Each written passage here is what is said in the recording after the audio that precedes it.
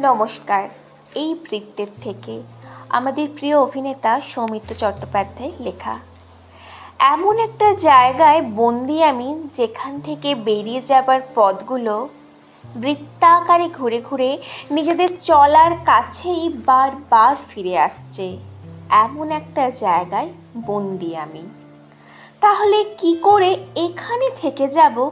কেউ বলছে না কি করে এখানে থেকে যাব।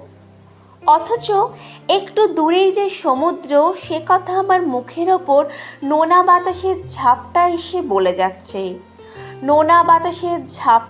বলে যাচ্ছে একটু দূরেই যে সমুদ্র।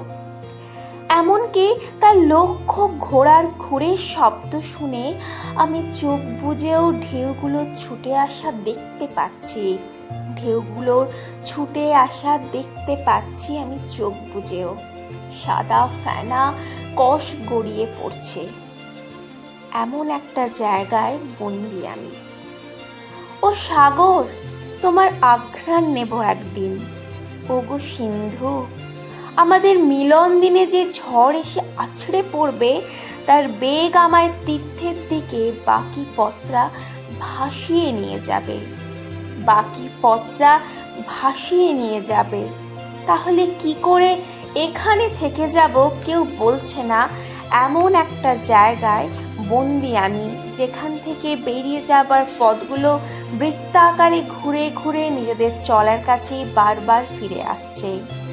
তোমার কাতারে কাতারে ছুটে আসার ঢেউয়ের মতন অযুত মানুষ গিয়েছে এই পথে।